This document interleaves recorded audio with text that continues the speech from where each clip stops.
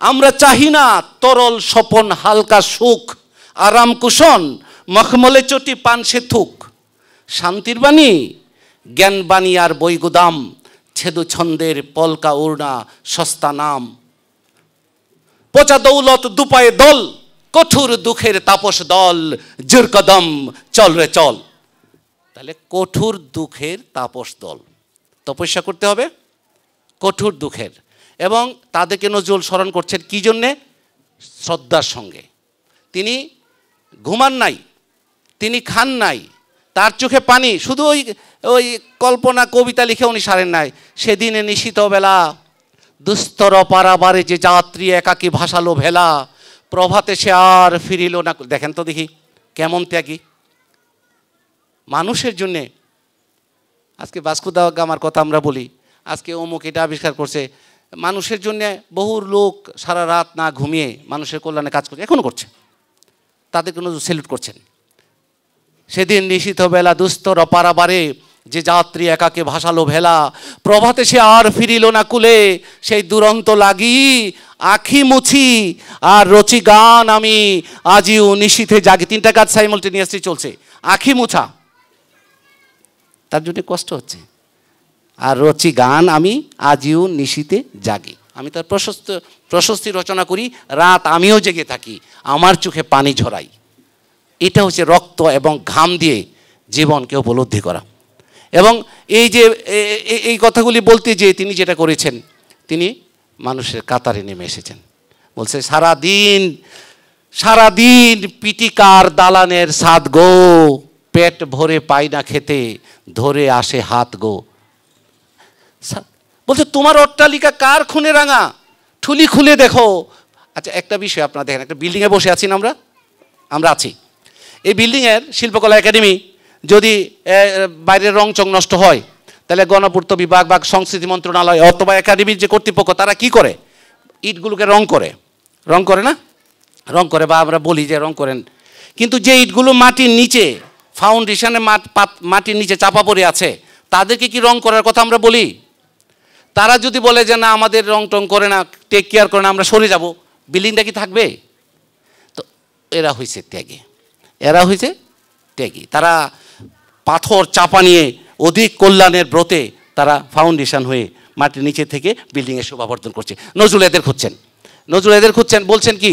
এবং এই যে দেখেন আজকে সারা দুনিয়া কাঁপছে কিছু কিছু পরাশক্তির ভয়ে।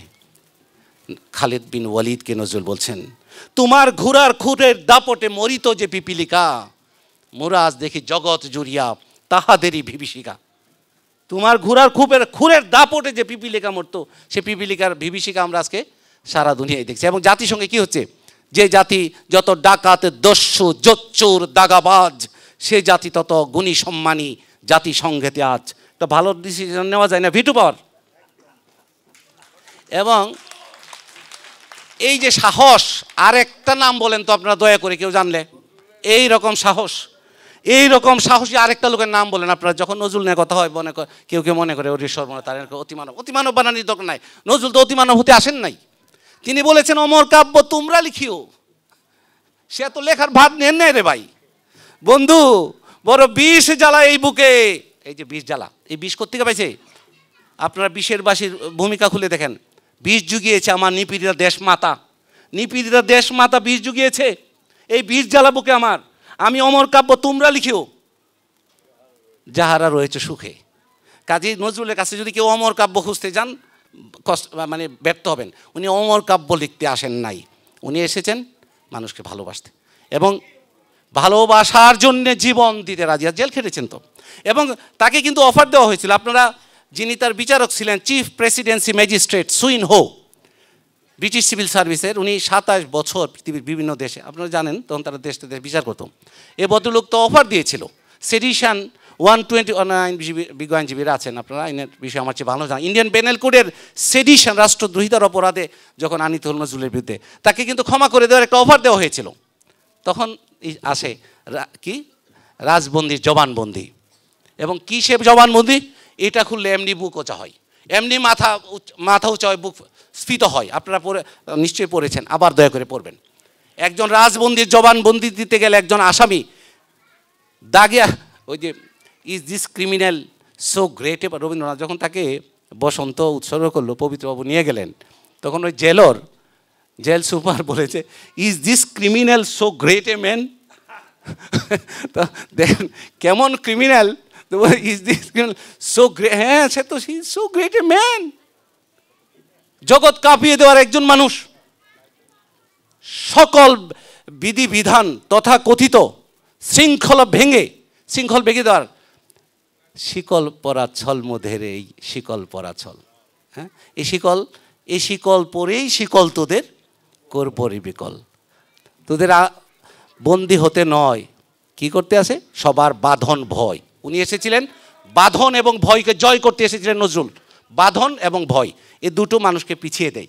মানবতা নির্যাতিত আর্তনাদ শুনতে পায় না মানুষ যখন বন্ধনে আবদ্ধ থাকে, যখন মানুষ শৃঙ্খলে পড়ে যায়, শৃঙ্খলিত হয়ে যায়। আদি সনাতন শৃঙ্খল শাস্ত্র আচার, মূল সর্বনাশের এরে ভাঙিব এবার। এবং ভাঙতে যে নিজের জীবনটাকে তিনি দুর্বিষহ করে দিয়েছেন। আপনারা জানেন যে কবি রামধনু হতে লাল রং ছানি প্রেমিকাকে আলতা পরাতে পারতেন, তার গানে 7 সুর দিয়ে আর বাসর রচনা করতে পারতেন। সেই কবি কি একটু ইচ্ছা করলে ব্রিটিশ বড়লাটের জুতার রং নিয়ে একটা কবিতা লিখতে পারতেন না? পারতেন। তাহলে তো জেল খাটতে হয় না, তাহলে তো টিকটিকি লেলানো হয় না, তার পিছনে জীবনটাকে দুর্বিষহ করে দেওয়া হয় না। এ দেশ ছাড়বি কিনা বল, নাহলে কিলের চুটে হার করিব জল। ওরে নোবেল দিবে কোন বলদে?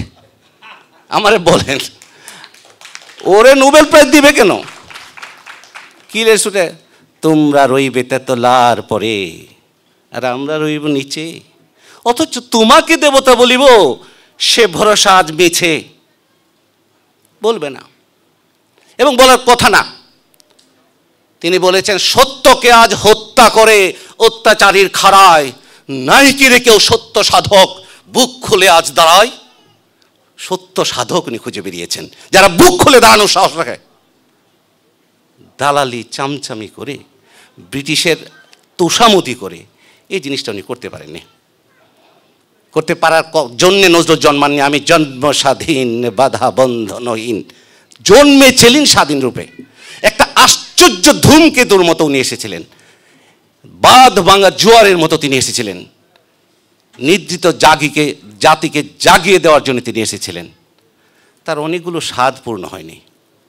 আপনারা গতকালও মিন্টুর রহমান ভাই কাব্যে আমপাড়া থেকে, আজকে হয়তো সময় ওইটা সুযোগ হয়নি, আপনারা নিশ্চয়ই এখানে যারা আছেন সবাই, কাব্যে আমপাড়া নজরুল অত্যন্ত সার্থক, সঠিক, যথাযথভাবে আল কোরআনের একটা সূরা পারা, একটা পুরা মানে এক সিপারাকে উনি কাব্য অনুবাদ করেছেন যথাভাবে। ইচ্ছা ছিল পুরো 30 পারাকে উনি অনুবাদ করবেন, তার সে আশাটি পূর্ণ হয়নি। তিনি চেয়েছিলেন মানুষকে ভালোবাসতে, এবং মানুষকে ভালোবাসার অপরাধে, দেশকে ভালোবাসার অপরাধে, মনুষ্যত্ব অর্জন করার অপরাধে মানুষের আঘাত খেয়ে তিনি মরতে চেয়েছিলেন। মরণের হাতে মরিতে চাহি না, মানুষের প্রিয় করে আঘাত খাইয়া যেন গো আমার শেষ নিঃশ্বাস পড়ে। সেটাও তার হয়নি। তিনি এসেছিলেন গরিবের জন্যে। সারা পৃথিবীতে গরিব রয়েছে, এখনও কিন্তু গরিব রয়েছে।